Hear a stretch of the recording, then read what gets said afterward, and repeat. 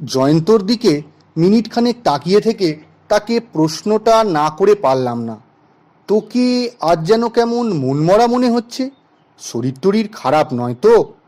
জয়ন্ত তার অন্যমনস্ক ভাবটা কাটিয়ে নিয়ে একটা ছেলে মানুষই হেসে বলল, না না, শরীর তো খারাপ নয়ই, বরং অলরেডি অনেকটা তাজা লাগছে। জায়গাটা সত্যিই ভালো। তোর তো চেনা জায়গা, আগে জানতিস না? ভালো, প্রায় ভুলে গেছিলাম। একদিন বাদে আবার ক্রমে ক্রমে মনে পড়ছে। বাংলোটা তো মনে হয় ঠিক আগের মতোই আছে। ঘরগুলোরও বিশেষ পরিবর্তন হয়নি। ফার্নিচারও কিছু কিছু সেই পুরনো আমলেরই রয়েছে বলে মনে হয়, যেমন এই বেতের টেবিল আর চেয়ারগুলো। বেয়ারা ট্রেতে করে চা আর বিস্কুট নিয়ে গেল। সবে 4টে বাজে, কিন্তু এর মধ্যেই রোদ পড়ে এসেছে। টিপট থেকে চা ঢালতে ঢালতে জিজ্ঞাসা করলাম, কতদিন বাদে এলি? 31 বৎসর। তখন আমার বয়স ছিল 6। আমরা যেখানে বসে আছি সেটা বুন্দি শহরের সার্কিট হাউসের বাগান। আজ সকালেই এসে পৌঁছেছি। জয়ন্ত আমার ছেলেবেলার বন্ধু। আমরা এক স্কুলে ও এক কলেজে একসঙ্গে পড়েছি। এখন ও একটা খবরের কাগজের সম্পাদকীয় বিভাগে চাকরি করে, আর আমি করি স্কুল মাস্টারি। চাকরি জীবনে দুজনের মধ্যে ব্যবধান এসে গেলেও বন্ধুত্ব টিকে আছে ঠিকই। রাজস্থান ভ্রমণের প্ল্যান আমাদের অনেক দিনের। দুজনের একসঙ্গে ছুটি পেতে অসুবিধা হচ্ছিল, একদিনে সেটা সম্ভব হয়েছে। সাধারণ লোকেরা রাজস্থান গেলে আগে জয়পুর, উদয়পুর, চিতোরটায় দেখে, কিন্তু জয়ন্ত প্রথম থেকেই বুন্দির ওপর জোর নিচ্ছিল। আমিও আপত্তি করিনি, কারণ ছেলেবেলায় রবীন্দ্রনাথের কবিতায় বুঁদির কেল্লা নামটার সাথে পরিচয় ঘটেছিল। সে কেল্লা এতদিনে চাক্ষুষ দেখার সুযোগ হবে, সেটা দেখতে মন্দ লাগছিল না। বুন্দি অনেকেই আসে না, তবে তার মানে এই নয় যে এখানে দেখার তেমন কিছুই নেই। ঐতিহাসিক ঘটনার দিক দিয়ে বিচার করলে উদয়পুর, যোধপুর, চিতরের মূল্য হয়তো অনেক বেশি, কিন্তু সৌন্দর্যের বিচারে বুন্দি কিছু অংশে কম যায় না। জয়ন্ত বুন্দি সম্পর্কে এত জোর দিয়ে বলাতে প্রথমে একটু অদ্ভুত লেগেছিল। ট্রেনে আসতে আসতে কারণটা জানতে পারলাম। সে ছেলেবেলায় একবার নাকি বুন্দিতে এসেছিল, তাই সেই পুরনো স্মৃতির সঙ্গে নতুন করে জায়গাটাকে মিলিয়ে দেখার একটা ইচ্ছে তার মনে অনেক দিন ধরেই ঘোরাফেরা করছে। জয়ন্তর বাবা অনিমেষ দাশগুপ্ত প্রত্নতাত্ত্বিক বিভাগে কাজ করতেন, তাই তাকে মাঝে মাঝে ঐতিহাসিক জায়গাগুলোতে ঘুরে বেড়াতে হতো। এই সুযোগেই জয়ন্তর বুন্দি দেখা হয়ে যায়। সার্কিট হাউসটা সত্যি চমৎকার। ব্রিটিশ আমলের তৈরি। বয়স অন্তত 100 বছর তো বটেই। একতলা বাড়ি, টালি বসানো ঢালু ছাদ, ঘরগুলো উঁচু উঁচু, উপর দিয়ে স্কাইলাইট দড়ি দিয়ে টেনে ইচ্ছে মতো খোলা বা বন্ধ করা যায়। পূব দিকে বারান্দা, তার সামনে প্রকাণ্ড কম্পাউন্ডে কেয়ারি করা বাগানে গোলাপ ফুটে রয়েছে। বাগানের পিছন দিকটায় নানা রকম বড় বড় গাছ আর অজস্র পাখির জটলা। টিয়ার তো ছড়াছড়ি। ময়ূরের ডাকও মাঝে মাঝে শোনা যায়, তবে সেটা কম্পাউন্ডের বাইরে থেকে। আমরা সকালে পৌঁছেই আগে একবার শহরটা ঘুরে দেখে এসেছি। পাহাড়ের গায়ে বসানো বুন্দির সেই বিখ্যাত কেল্লা আজ দূর থেকে দেখেছি, কাল একেবারে ভিতরে গিয়ে দেখব। শহরে ইলেকট্রিক পোস্টগুলো না থাকলে মনে হতো যেন আমরা সেই প্রাচীন রাজপুত আমলে চলে এসেছি।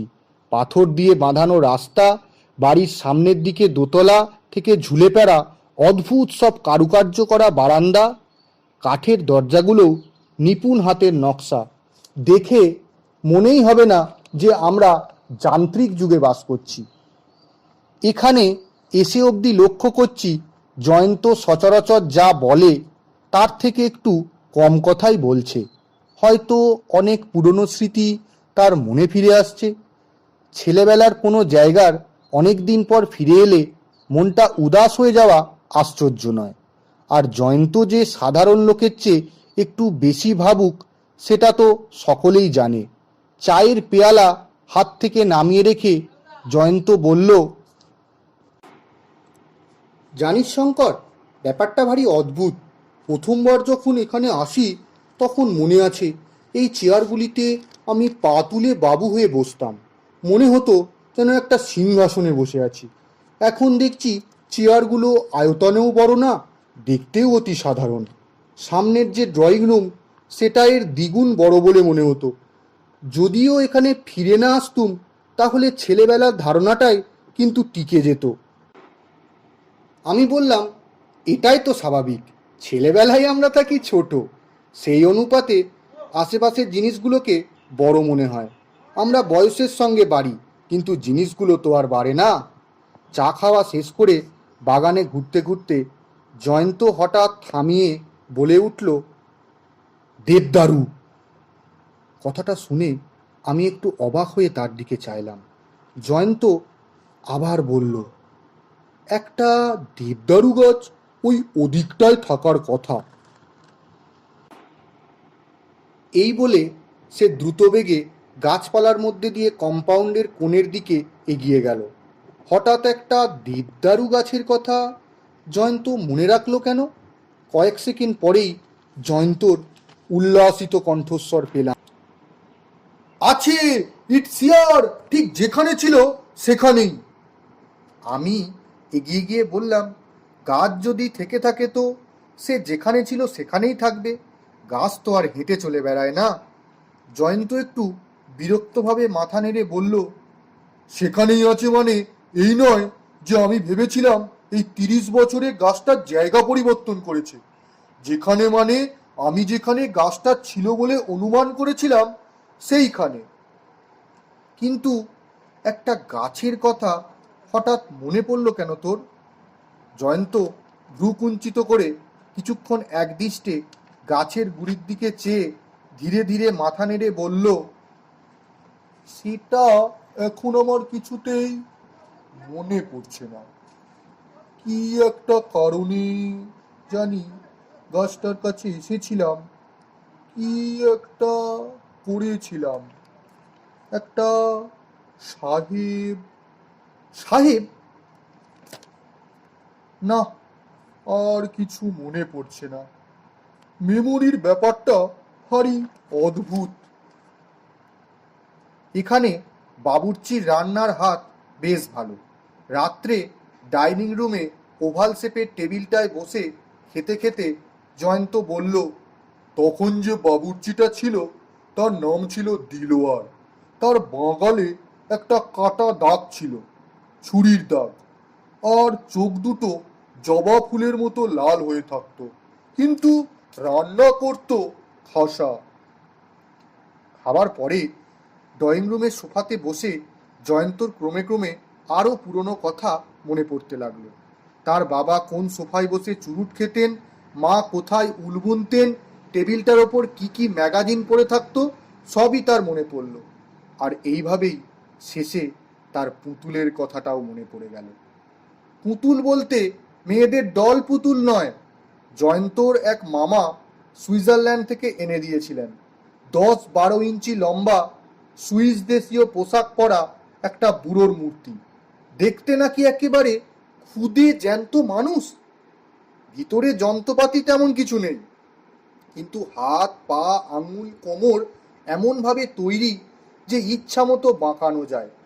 মুখে একটা হাসি লেগেই আছে। মাথার ওপর ছোট্ট হলদে পালক গোজা সুইস পাহাড়ি টুপি। এছাড়া পোশাকের খুঁটিনাটিতেও নাকি কোনো রকম ভুল নেই। বেল্ট, বোতাম, পকেট, কলার, মোজা, এমনকি জুতোর বকলেসটা পর্যন্ত নিখুঁত। প্রথমবার বুন্দিতে আসার কয়েক মাস আগেই জয়ন্তর মামা বিলেত থেকে ফেরেন, আর এসেই জয়ন্তকে পুতুলটা দেন।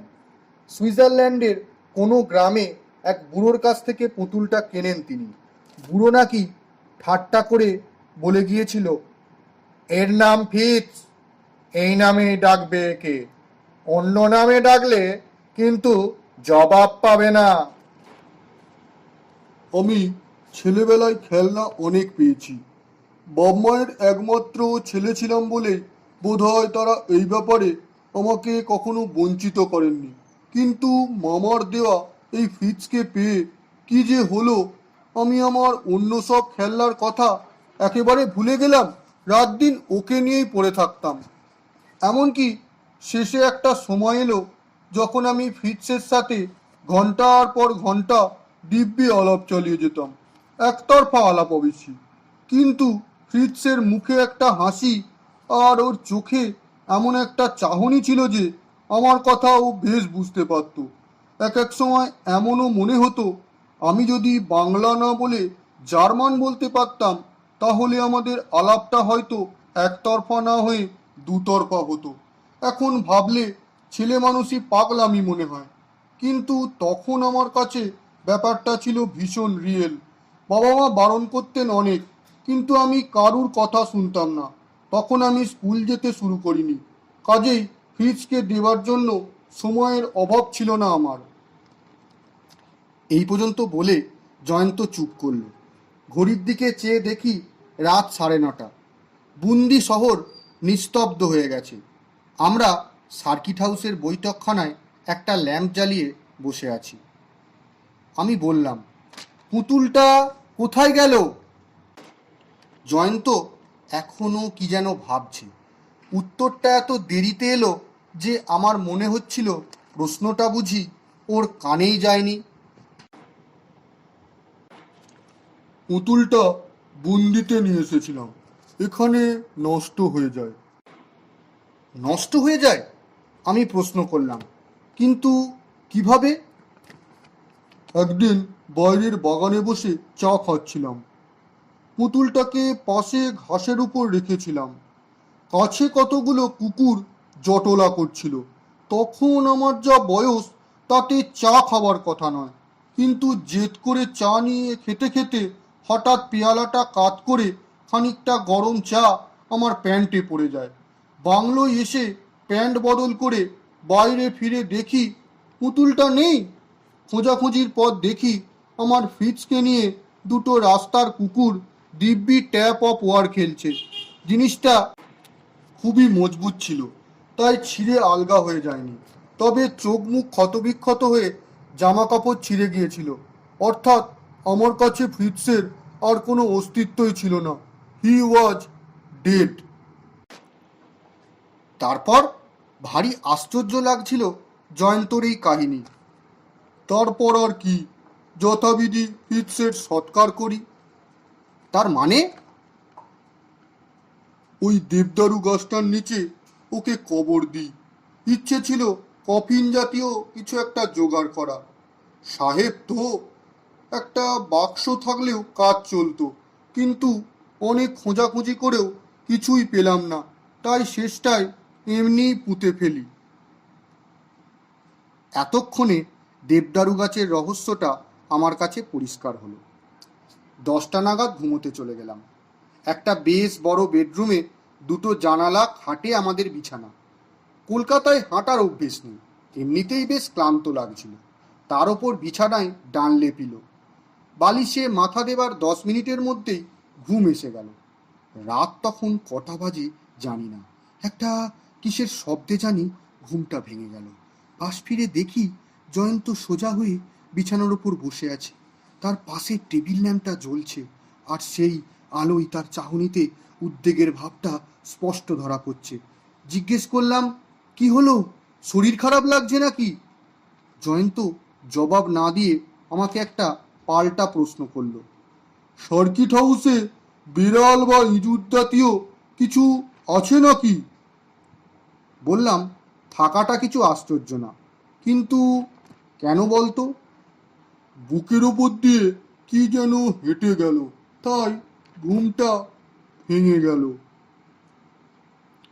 আমি বললাম, ইঁদুর জিনিসটা সচরাচর নর্দমা টর্দমা দিয়ে ঢোকে, আর খাটের ওপর ইঁদুর ওঠে বলে তো আমার জানা ছিল না।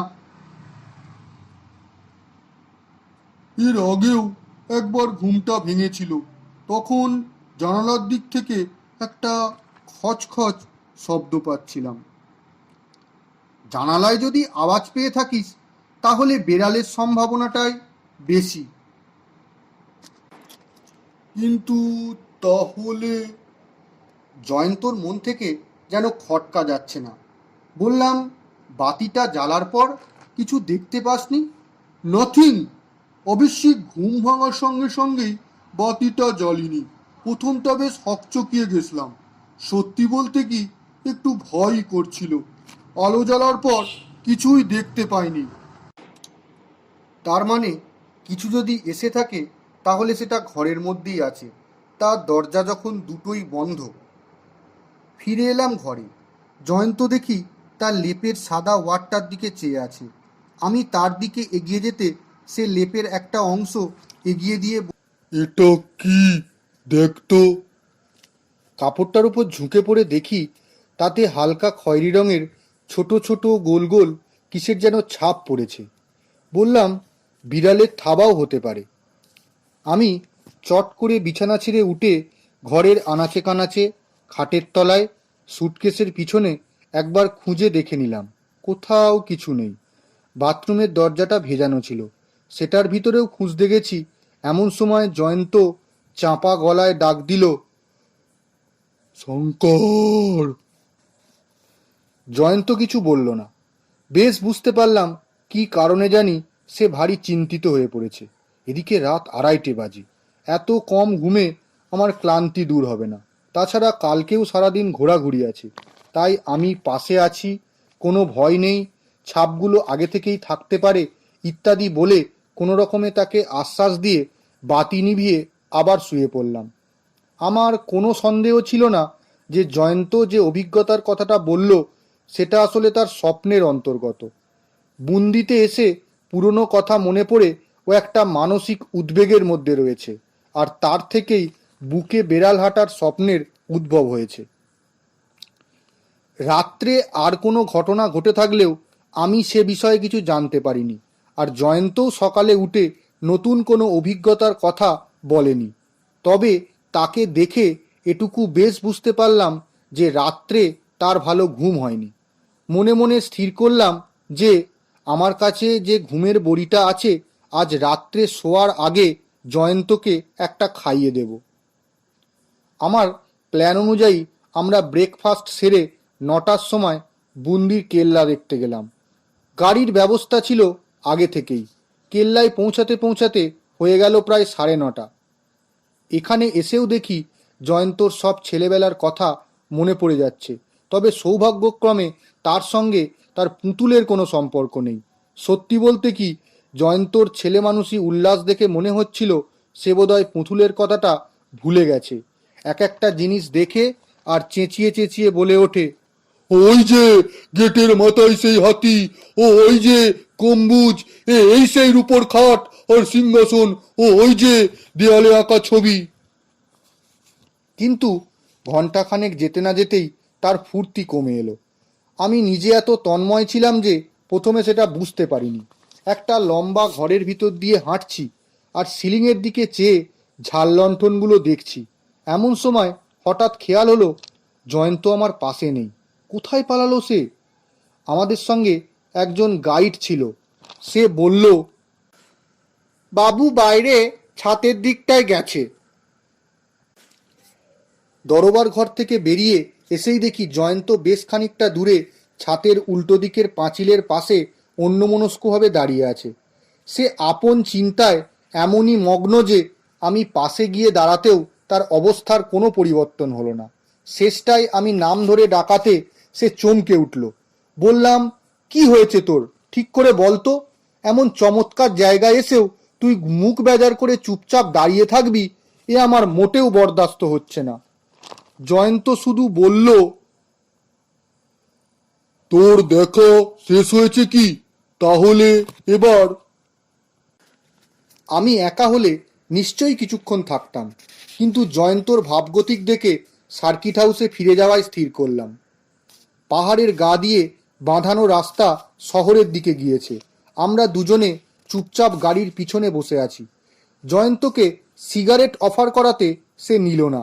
তার মধ্যে একটা চাপা উত্তেজনার ভাব লক্ষ্য করলাম। সেটা প্রকাশ পাচ্ছিল তার হাত দুটোর অস্থিরতায়। হাত একবার গাড়ির জানলায় রাখছে, একবার কোলের ওপর, পরক্ষণেই আবার আঙুল মটকাচ্ছে, না হয় নখ কামড়াচ্ছে। জয়ন্ত এমনিতে শান্ত মানুষ, তাকে এভাবে ছটপট করতে দেখে আমার ভারী অস্বস্তি লাগছিল। মিনিট 10 এইভাবে চলার পর আমি আর থাকতে পারলাম না। বললাম, তোর দুশ্চিন্তার কারণটা আমায় বললে হয়তো তোর কিছুটা উপকার হতে পারত। বলে লাভ নেই, কারণ বললে তুই বিশ্বাস করবি না। বিশ্বাস না করলেও বিষয়টা নিয়ে অন্তত তোর সঙ্গে আলোচনা তো করতে পারবো। কাল রাত্রে ফ্রিজ আমার ঘরে এসেছিল। লেপের উপর ছাপগুলো সব ফ্রিজের পায়ের ছাপ। এ কথার পর অবশ্যই জয়ন্তের কাঁধ ধরে ঝাঁকুনি দেওয়া ছাড়া আমার আর কিছু করার থাকে না। যার মাথায় এমন একটা প্রচণ্ড আজগুবি ধারণা আশ্রয় নিয়েছে, তাকে কি কিছু বলে বোঝানো যায়? তবু বললাম, তুই নিজের চোখে তো দেখিসনি কিছুই। না, তবে বুকের উপর যে জিনিসটা হাঁটছে সেটা যে 4 পেয়ে নয় 2 পেয়ে, সেটা বেশ বুঝতে পারছিলাম। সার্কিট হাউসে এসে গাড়ি থেকে নামার সময় মনে মনে স্থির করলাম, জয়ন্তকে একটা নার্ভ টনিক গোছের কিছু দিতে হবে। শুধু ঘুমের বড়িতে হবে না। ছেলেবেলার সামান্য একটা স্মৃতি একটা 37 বছরের জোয়ান মানুষকে এতটা উদ্ব্যস্ত করে তুলবে, এ কিছুতেই হতে দেয়া চলে না। ঘরে এসে জয়ন্তকে বললাম, 12টা বাজে, স্নানটা সেরে নিলে হতো না? তুই আগে যা। স্নান করতে করতে আমার মাথায় একটা ফোন দিয়ে এলো। জয়ন্তকে স্বাভাবিক অবস্থায় ফিরিয়ে আনার বোধহয় এটাই একমাত্র রাস্তা। ফন্দিটা এই 30 বছর আগে যদি পুতুলটাকে একটা বিশেষ জায়গায় মাটির তলায় পুঁতে রাখা হয়ে থাকে, আর সে জায়গাটা কোথায় যদি জানা থাকে, তাহলে সেখানে মাটি খুললে আস্ত পুতুলটাকে আগের অবস্থায় না পেলেও তার কিছু অংশ এখনো নিশ্চয়ই পাওয়ার সম্ভাবনা আছে। কাপড় জামা মাটির তলায় 30 বছর থেকে যাওয়া সম্ভব নয়, কিন্তু ধাতব জিনিস যেমন ফিটসের বেল্টের বকলেস বা কোটের পেতলের বোতাম, এসব জিনিসগুলো টিকে থাকা কিছুই আশ্চর্য নয়। জয়ন্তকে যদি দেখানো যায় যে তার সাধের পুতুলের শুধু ওই জিনিসগুলোই অবশিষ্ট আছে আর সব মাটির সঙ্গে মিশে গেছে, তাহলে হয়তো তার মন থেকে উদ্ভট ধারণাটা দূর হবে। এ না করলে প্রতি রাত্রেই সে আজগুবি স্বপ্ন দেখবে, আর সকালে উঠে বলবে, ফ্রিজ আমার বুকের ওপর দিয়ে হেঁটে চলে বেড়াচ্ছিল। এইভাবে ক্রমে ক্রমে তার মাথাটা বিগড়ে যাওয়া অসম্ভব না। জয়ন্তকে ব্যাপারটা বলাতে তার ভাব দেখে মনে হলো ফন্দিটা তার মনে ধরেছে। কিছুক্ষণ চুপচাপ থেকে সে বলল, কিন্তু খুঁড়বে কে? কোদাল কোথায় পাবে? আমি হেসে বললাম, এত বড় বাগান যখন রয়েছে, তখন মালিও একটা নিশ্চয়ই আছে। আর মালি থাকা মানেই কোদালও আছে। লোকটাকে কিছু বকশিস দিলে সে মাঠের এক প্রান্তে একটা গাছের গুড়ির পাশে খানিকটা মাটি খুঁড়ে দেবে না? এটা বিশ্বাস করা কঠিন। জয়ন্ত তৎক্ষণাৎ রাজি হলো না। আমিও আর কিছু বললাম না। আরও 2-1 বার হুমকি দেবার পর সে স্নানটা সেরে এলো। এমনিতে খাইয়ে লোক হলেও দুপুরে সে মাত্র 2খানা হাতের রুটি আর সামান্য মাংসের কারি ছাড়া আর কিছুই খেলো না। খাওয়া সেরে বাগানের দিকের বারান্দায় গিয়ে বেতের চেয়ারে বসে রইলাম দুজনে। আমরা ছাড়া সার্কিট হাউসে কেউ নেই। দুপুরটা থমথমে। ডান দিকে নুড়ি ফেলা রাস্তার ওপাশে একটা কৃষ্ণচূড়া গাছে কয়েকটা হনুমান বসে আছে। মাঝে মাঝে তাদের হুপ হুপ ডাক শোনা যাচ্ছে। 3টে নাগাদ একটা পাগড়ি পরা লোক হাতে একটা ঝুড়ি নিয়ে বাগানে এলো। লোকটার বয়স হয়েছে। চুল, গোপ, গালপাট্টা সবই ধপধপে সাদা। তুমি বলবে না আমি? জয়ন্তর প্রশ্নতে তার দিকে আশ্বাসের ভঙ্গিতে একটা হাত তুলে ইশারা করে চেয়ার ছেড়ে উঠে সোজা চলে গেলাম মালিটার দিকে। মাটি খোঁড়ার প্রস্তাবে মালি প্রথমে কেমন জানি অবাক সন্দিগ্ধ দৃষ্টিতে আমার দিকে তাকালো। বোঝা গেল এমন প্রস্তাব তাকে এর আগে কেউ কোনোদিন করেনি। তার কাছে বাবু প্রশ্নতে তার কাঁধে হাত রেখে তাকে নরম গলায় বললাম, কারণটা না হয় নাই জানলে, 5 টাকা বকশিস দেব, যা বলছি করে দাও। বলাই বাহুল্য, মালি তাতে শুধু রাজিই হলো না, দন্ত বিকশিত করে সেলাম টেলাম ঠুকে এমন ভাব দেখালো যেন সে আমাদের চিরকালের কেনা গোলাম। বারান্দায় বসা জয়ন্তকে হাতছানি দিয়ে ডাকলাম। সে চেয়ার ছেড়ে আমার দিকে এগিয়ে গেল। কাছে এলে বুঝলাম তার মুখ অস্বাভাবিক রকম ফ্যাকাশে হয়ে গেছে। আশা করি খোঁড়ার ফলে পুতুলের কিছুটা অন্তত অংশ পাওয়া যাবে। মালি ইতিমধ্যে কোদাল নিয়ে এসেছে। আমরা তিনজনে দেবদারু গাছটার দিকে এগোলাম। গাছের গুড়ির দিকে হাত দেড়েক দূরে একটা জায়গার দিকে হাত দেখিয়ে জয়ন্ত বলল, এইখানে। ঠিক মনে আছে তো তোর? আমি জিজ্ঞাসা করলাম। জয়ন্ত মুখে কিছু না বলে কেবল মাথাটা একবার নাড়িয়ে হ্যাঁ বুঝিয়ে দিল। কতটা নিচে পুঁতেছিলি? 1 বিঘত তো হবেই। মালিয়ার বিরক্তি না করে মাটিতে কোপ দিতে শুরু করলো। লোকটার রসবোধ আছে। খুঁড়তে খুঁড়তে একবার জিজ্ঞেস করলো, মাটির নিচে ধন দৌলত আছে বাবু? থাকলে আমাকে কিছু ভাগ দেবেন তো বাবু? এ কথা শুনে আমি হাসলেও জয়ন্তর মুখে কোনো হাসির আভাস দেখা গেল না। অক্টোবর মাসে বুন্দিতে গরম নেই, কিন্তু কলারের নিচে জয়ন্তর শার্টটা ভিজে গেছে। সে এক দৃষ্টে মাটির দিকে চেয়ে রয়েছে। মালি কোদালের কোপ মেরে চলেছে। এখনো পুতুলের কোনো চিহ্ন দেখা যাচ্ছে না কেন? একটা ময়ূরের তীক্ষ্ণ ডাক শুনে আমি মাথাটা ঘুরিয়েছি। এমন সময় জয়ন্তর গলা দিয়ে একটা অদ্ভুত আওয়াজ পেয়ে আমার চোখটা তৎক্ষণাৎ সেদিকে চলে গেল। তার নিজস্ব চোখ যেন ঠিকরে বেরিয়ে আসছে। পরক্ষণেই তার কম্পমান ডান হাতটা সে ধীরে ধীরে বাড়িয়ে দিয়ে তর্জনীটাকে সোজা করে গর্তটার দিকে নির্দেশ করলো। আঙুলটাকেও স্থির রাখতে পারছে না সে। তারপর এক অস্বাভাবিক শুকনো ভয়ার্থ কণ্ঠে প্রশ্ন করলো, ওটা ওটা কি কি? মালির হাত থেকে কোদালটা মাটিতে পড়ে গেল। মাটির দিকে চেয়ে যা দেখলাম তাতে ভয়ে, বিস্ময়ে ও অবিশ্বাসে আপনা থেকেই আমার মুখ হাঁ হয়ে গেল।